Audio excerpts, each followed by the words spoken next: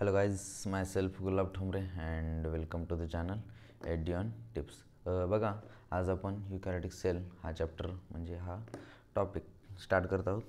आत्तापर्यंत आपण प्रोकॅरियोटिक sale complete केलं. प्रोकॅरियोटिक सेलमध्ये काय होतं, प्रोकॅरियोटिक सेल जे आहेत ना represented by bacteria, blue green algae वगैरे. पर त्यामध्ये आणि 2 DNA असतात. एक तर जेनोमिक DNA तर असतोच, परंतु एक आणखी DNA असतं दॅट इज द प्लाझमिड. परत इन्क्लुजन्स आणि आणखी काय म्हटलं तर मेझोझोम्स वगैरे. आणि त्यानंतर cell envelope and its modification. Cell एनवेलपमध्ये काय होतं, 3 टाईपचे होतं. That is the glycocalyx, cell wall आणि प्लाझ्मा. ग्लायकोकॅलिक्स लूज शीट असेल, then that is the slime layer, capsule म्हणजे टप अँड थिक अँड असेल, देन कॅप्सूल. आणि त्यानंतर सेल वॉल म्हणजे स्ट्रक्चरल सपोर्ट प्रोव्हाइड करते, परत शेप देते. आणि प्लाझ्मा मेम्ब्रेन जी होती that is the selectively permeable. Okay.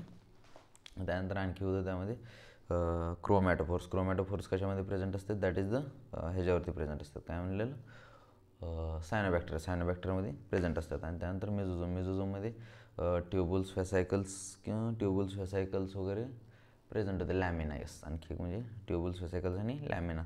आणि त्यानंतर आणखी होतं त्यामध्ये पिलायन फिम्ब्रिया होतं, परत फिलामेंट हुक आणि बेसल बॉडी. ओके, हे झालेलं. त्यानंतर होतं रायबोझोम्स आणि रायबोझोम्स म्हणजे 50S-30S प्रोकॅरियोटमध्ये 15 ते 20 नॅनोमीटर साईज आणि असोसिएटेड प्लाझ्मा मेम्ब्रेन. बस एवढंच, आणखी काय जास्तच काय नव्हतं. इन्क्लुजन बॉडीमध्ये रिझर्व फूड मटेरियल सायटोप्लाझममध्ये हे केलेलं असते. ओके, आणि मेम्ब्रेन बाउंड वगैरे नसते. ओके. त्यानंतर आपण बघणार आहोत that is the eukaryotic cell. I hope आतापर्यंत सगळ्या थिंग्स तुमच्या रिवाईज झाल्या असतील. Okay, let start our today's that is the eukaryotic cells. Okay, eukaryotic सेल्समध्ये काय म्हणते, ऑल युकॅरियोटिक्स इन्क्लूड्स प्रोटीन्स. ते आपण बघितलेलं पाहिजे दुसऱ्या टॉपिकमध्ये. आय थिंक आठवतं आहे, मे बी तुम्हाला आठवतं आहे का नाही बघा. दुसऱ्या टॉपिकमध्ये बायोलॉजी क्लासिफिकेशन एक चार्ट होता आणि त्या चार्टमध्ये सगळं होतं. That is the eukaryotes include protist, plants, animals. Okay, जसं ॲनिमल्स अँड मग इन युकॅरियोटिक सेल्स म्हणजे जास्ती काही तर लक्षात ठेवायचं काही नाही, फक्त एक जनरल इन्फॉर्मेशन आहे.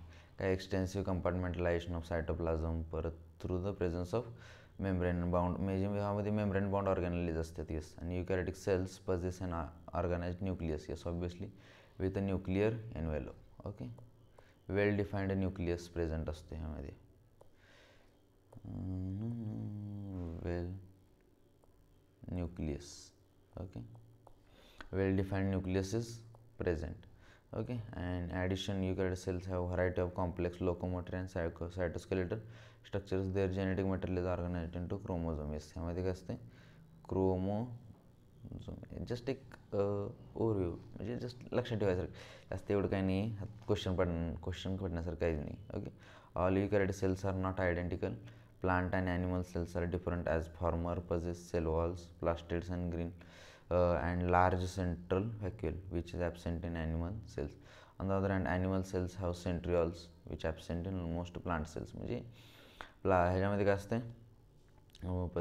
cell walls, plastids and large central vacuole which is absent in animals. ॲनिमल्समध्ये ॲबसेंट असते, प्लांट्समध्ये प्रेझेंट असते.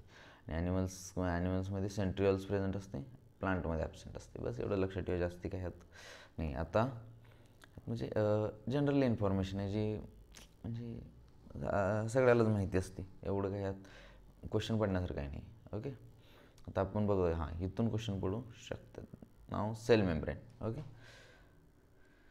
Sale membrane.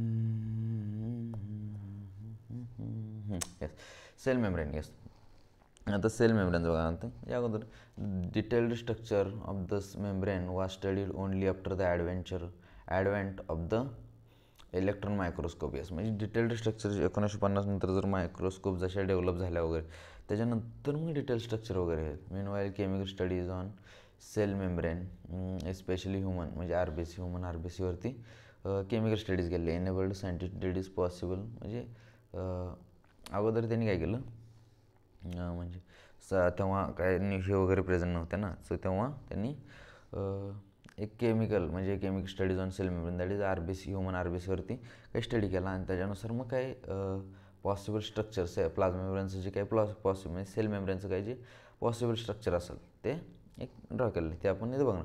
This study showed that cell membrane is mainly compose. म्हणजे ह्या स्टडीनुसार काय होते, mainly compose of lipid plus protein.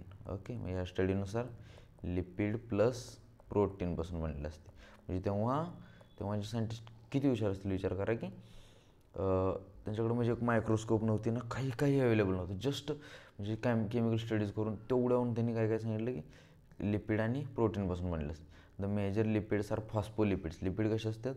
Phospholipids that are arranged in bilayer. Yes, phospholipids, phospho आणि कसे असतात? बायलेअर. म्हणजे किती त्यांनी हे केलं असं विचार करा, बाय लेअर.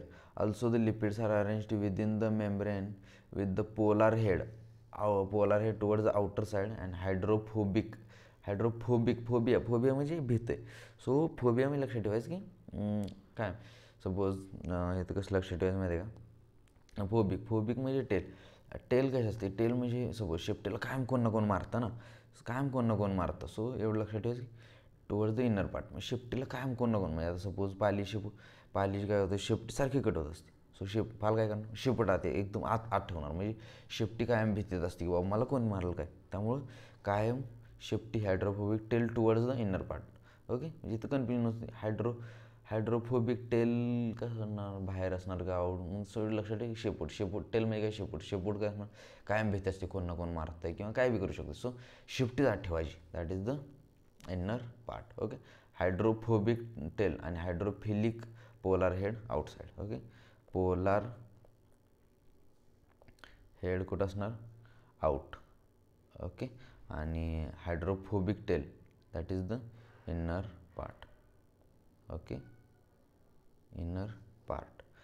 ओके, आणि this ensures that non polar tail, म्हणजे हे कसं असतं? Non polar tail saturated hydrocarbon is protected from the aqueous environment.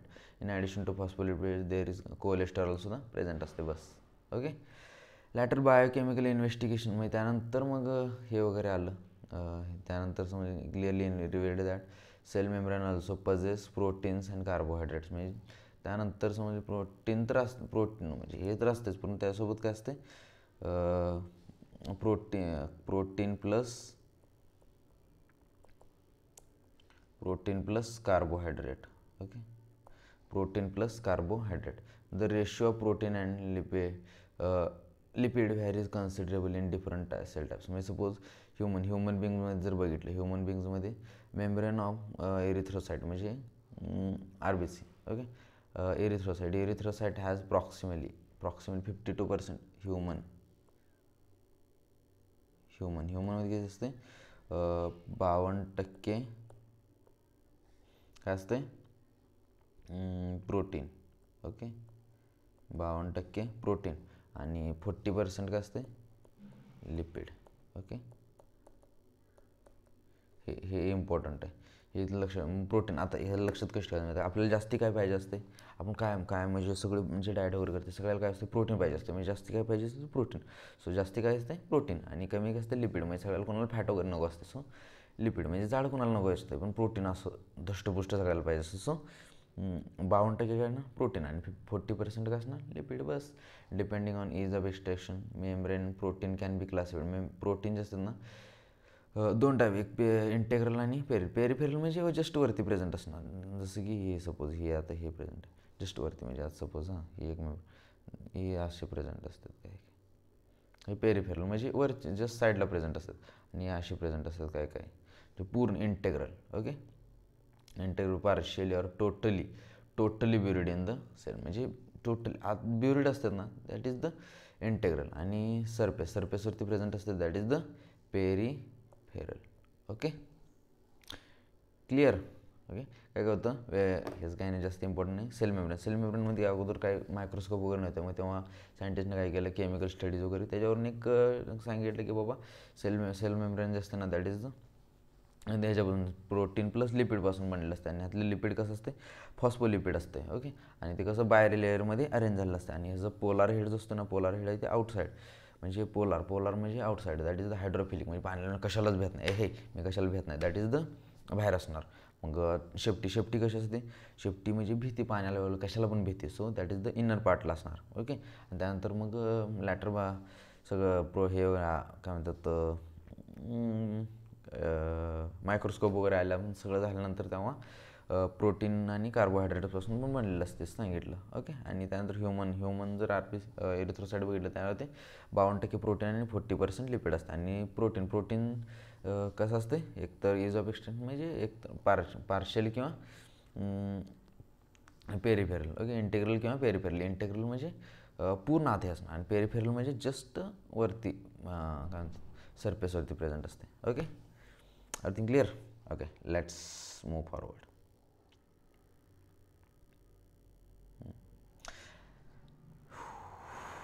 Just 1 minute. We are adding one more slide. An improved model of the structure of the cell membrane was proposed by Singer and Nicholson. Yes, Singer and Nicholson ने एक improve model propose केलं होतं. That is Singer and Nicolson. Widely accepted fluid mosaic model. कोणतं? Fluid mosaic model. हा, this is very important. Fluid mosaic model. Okay. Fluid mosaic model according to आता हे कोणी propose केलं हे इम्पॉर्टंट आहे, हे विचारू शकतात. सिंगर अँड निकोल्सननं कोणतं मॉडेल प्रपोज केलं? That is fluid mosaic model. आणि फ्लुइड मोझेक मॉडेल कोणी प्रपोज केलं? That is the Singer and Nicolson. Okay.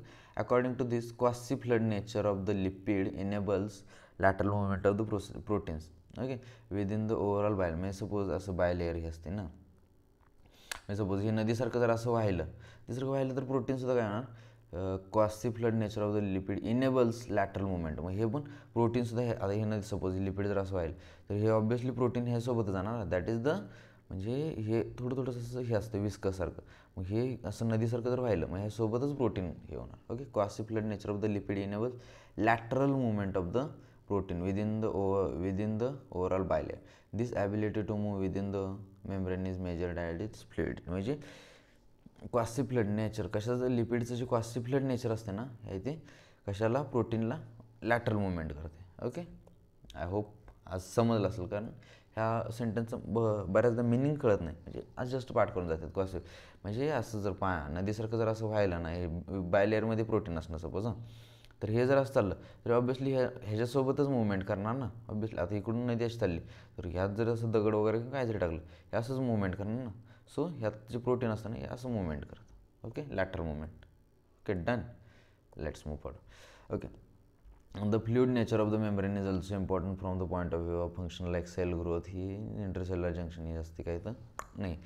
One of the most important function of the plasma membrane is the transport. Yes, transport of the molecules across it. म्हणजे most important transport of मोलिक्युल्सचं transport. Membrane selectively obviously बघितलेलं पण membrane selectively permeable असते. some molecules present on the either side of it.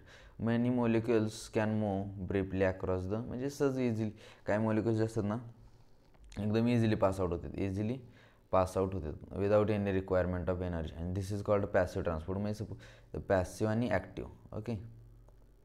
Passive म्हणजे काय? Energy, no energy. Okay. म्हणजे एनर्जीची जरा पण गरज नसते. ओके. आणि ते जर ॲक्टिव्ह म्हटलं ना, ॲक्टिव्हमध्ये एनर्जीची गरज असते. म्हणजे इझिली मॉलिक्युल्स पास आउट होतात. Okay. Without any requirement and energy. This is called passive transport. Neutral solutes may move across the membrane by process simple diffusion. Okay. Simple diffusion along the concentration. म्हणजे suppose जर हे जास्त along the concentration suppose इथे जास्त concentration आहे मग इकडून कुठं सगळं इकडं जाणं ना. So along the concentration gradient easily move from the higher concentration to lower. Water may also move across this membrane from higher to lower concentration and movement of water depending osmosis. म्हणजे वॉटरची जी ही होते ना diffusion म्हणजे हाय suppose इकडं पाणी जात आहे आणि इथं कमी सो इकडून इकडं जाणार ना. That is the osmosis. Okay. As polar molecules can not pass through non polar lipid by. म्हणजे सपोज ह्याचं नॉन पोलार लिपिड बायलेअर असते सो तिथून पोलार मॉलिक्युल्स पास होऊ शकत नाही ना. So they require carrier transport molecule. म्हणजे ते एनर्जी लागते. That is the active transport. बस इथे एवढं लक्षात ठेवायचं की एनर्जी लागली then that is the active transport. Energy नाही लागत then that is the passive transport. आणि वॉटरचं higher concentration lower concentration that is the osmosis. आणि पंप असते NK pump. Okay. I hope everything is clear. Let's revise one more time. जास्ती असं काय नव्हतं. सेल मेम्ब्रेनमध्ये काय होतं, लिपिड अगोदर काय म्हणजे हे वगैरे नव्हत्या, काय म्हणतात आपलं मायक्रोस्कोप वगैरे नव्हत्या, कंपाऊंड मायक्रोस्कोप कसल्या मायक्रोस्कोपच नव्हतं. सो तेव्हा काय केलं मग बायोकेमिकल म्हणजे असंच केमिकल हे वापरून वगैरे त्यांनी सायंटिस्टनं तेव्हा जे एक स्ट्रक्चर म्हणजे प्लाझ्मा सेल मेम्ब्रेनचं स्ट्रक्चर असं म्हणजे काय म्हणतात एक प्रेडिक्ट केलेलं. Okay, that is the lipid. त्यामध्ये काय सांगितलं, लिपिड आणि प्रोटीनपासून बनले. तर मग त्यातलं लिपिड कसं असतं, that is the phospholipid. Okay, आणि लिपिड फॉस्फोलिपिड म्हणजे बाय लेअर, आणि ह्याचा पोलार हेड जो असतो तो बाहेर असतो इन, आणि non polar tail that is the hydrophobic tail जो असतो दॅट इज द इनर पार्टला असते. आणि त्यानंतर मग कोलेस्ट्रॉल पण प्रेझेंट असते. त्यानंतर मग कंपाऊंड वगैरे, कंपाऊंड मायक्रोस्कोप वगैरे आलं, मग तेव्हा सांगितली की ह्या दोन्ही तर असतेच, परंतु सोबत प्रोटीन आणि कार्बोहायड्रेटसुद्धा असतात. मग त्यांनी तेव्हा ह्युमन आर बी सी म्हणजे ह्युमन रेड ब्लड सेल हे म्हणजे काय म्हणतात चेक केलं. मग त्याच्यामध्ये 52% protein that is the erythrocyte check केलं, दॅट इज द, मग त्यामध्ये काय आलं 52% प्रोटीन आणि 40% लिपिड. ओके, आता मग प्रोटीन जास्ती काय लागतं आपल्याला खायला, प्रोटीन लागतं ना. सो प्रोटीन 52% आणि कमी काय लिपिड. त्यात मग प्रोटीनचे 2 टाईप आले, दॅट इज द एक तर पूर्ण असले then that is the integral, आणि जस्ट सरफेसवरती प्रेझेंट असतील देन दॅट इज द ही लिपिड सरफेस आहे. लिपिड सरफेसच्या पूर्ण आतमध्ये अशी विरळ झालेली असते किंवा आत जस्ट टच म्हणजे आत गेले असतील ना, दॅट इज द इंटेग्रल, आणि जस्ट वरती असं सरफेसवरती प्रेझेंट असतील than that is the peripheral. Okay, आणि सिंगर आणि निकोल्सनने एक मॉडेल प्रपोज केलं, that is the fluid mosaic model. ह्यानुसार काय होतं, क्वासी फ्लड म्हणजे सपोज असं नदी बाय लेअरमध्ये प्रोटीन प्रेझेंट असतं ना, मग इकडं जर असं लॅटरल मुवमेंट करायला असेल, सपोज असं जर अशी नदीसारखं पाणी व्हायला झालं, मग त्यामध्ये जे काय असणार ते सगळं त्यासोबत वाहून जाणार ना. सो त्यानुसार हे पण प्रोटीनसुद्धा लॅटरल मुवमेंट करतात. ओके, आणि ह्यामध्ये पॅसिव्ह एनर्जी म्हणजे सपोज आता याचं काय ह्याचं फंक्शन काय की सेल मेम्ब्रेनचं ट्रान्सपोर्ट ऑफ म्हणजे कोणते मॉलिक्युल्स. मग आता सपोज काय जे असतात ना इझिली म्हणजे cell membrane easily pass out होतात, दॅट इज त्यांना काय कोणत्या एनर्जीची वगैरे गरज नसते, that is the passive transport. मग काय जे असतात ना पोल म्हणजे हे जे इझिली ट्रान्सपोर्ट नाही होऊ शकत, that is the wait we will share as non polar म्हणजे polar molecules cannot pass through non polar lipid. म्हणजे लिपिड बाय लेअर जे असते ना that is the non polar असते. मग पोलार नॉन पोलारमधनं पास होऊ शकत नाही. मग आता आत तर जायचं आहे, कसं जायचं. सो मग तिथं काय असतात काही पंप असतात, म्हणजे तिथं एनर्जी लागते, that is the active transport. जे इकडनं सपोज ही सेल मग इथून काय करतात असं असतं, मग इथं अटॅच होतात आणि इथं परत असं घुमवून मग हे इथं सोडत आहे. ओके, इथे एनर्जी लागते, that is the active transport. म्हणजे एनर्जी नाही लागली then that is the passive transport, energy लागली देन ॲक्टिव्ह ट्रान्सपोर्ट. पण पॅसिव्ह ट्रान्सपोर्ट ह्याच्यामध्ये काय that is the along the concentration gradient. Okay, I hope everything is clear. Okay, revise करणे काय क्या और एक बार जास्ती काय नाही आहे बघ. पहिल्या स्टार्टला काय होतं सेल मेम्ब्रेनमध्ये काय होतं, सेल मेम्ब्रेनमध्ये दॅट इज 52% प्रोटीन 40% लिपिड, आणि ह्याच्यामध्ये polar head towards the outer side आणि hydrophobic tail towards the inner side. म्हणजे कसं असते नॉन पोलार असते. Okay, that's all. आणि पेरिफेरल इंटेग्रल आणि क्वासी फ्लड नेचर सिंगर आणि निकोल्सननं that is fluid mosaic model active passive. बस एवढंच आहे, त्यात काय एवढं. Done. Okay, thank you so much. Bye bye, take care.